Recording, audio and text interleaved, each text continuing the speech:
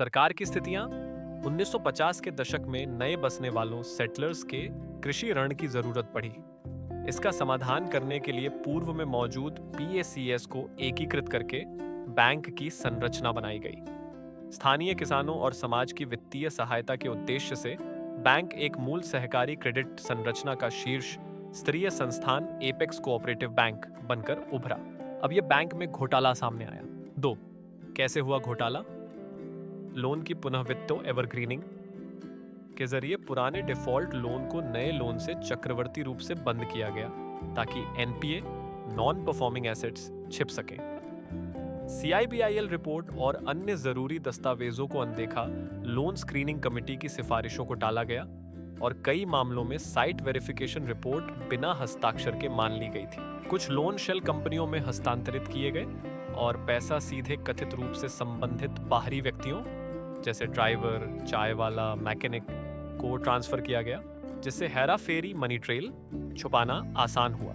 कुलदीप राय शर्मा, पूर्व कांग्रेस सांसद और एनएससीबीएल के वाइस चेयरमैन रह चुके, उनके खिलाफ एफआईआर दर्ज हुई और जुलाई 18 को उन्हें सीआईडी ने अस्पताल से गिरफ्तार किया गया। के सुब्रमण्यन, बैंक बोर्ड के पूर्व वाइस चेयरमैन और टूर ऑपरेटर एम सजिद सहित अन्य अधिकारियों और लाभार्थियों के खिलाफ भी अरेस्ट हुई।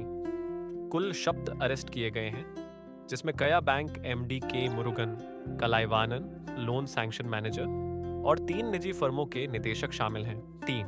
कौन कौन से लोग सामने आए? Deputy registrar of cooperative societies HQ ने एफआईआर दर्ज कर घोटाले की शुरुआत की, आरोपों को सामने रखा और जांच मांगी। CID, crime investigation department of Andaman and Nicobar islands police, cooperative societies के रेगुलेटर और फोरेंसिक ऑडिट टीम्स ने जॉइंट जांच शुरू की, जिसमें loan files, borrower history, site verification documents, internal compliance आदि की गहरी समीक्षा शामिल है। अनुशासित निकासी विथड्रॉल पैनिक बढ़ती जा रही है। ग्राहक फिक्स्ड डिपॉजिट बंद कर अन्य बैंकों में जाने लगे हैं। बैंक ने वित्तीय स्थिरता की पुष्टि करते हुए रिपोर्ट दी।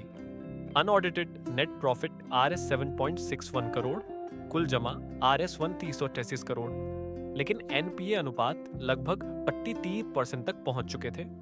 बैंक बोर्ड ने जून 30 में इंटरनल कंट्रोल और गवर्नेंस फेलियर्स पर फोरेंसिक ऑडिट शुरू कर दिए और नए चेयरमैन, वाइस चेयरमैन नियुक्त हुए हैं। सारांश कुल अनुमानित घोटाला लगभग Rs 147 करोड़, कुछ रिपोर्टों में Rs 300 करोड़ तक का जिक्र है, लेकिन ज्यादातर जांच में ये Rs 147 करोड़ पर ही केंद्रित है।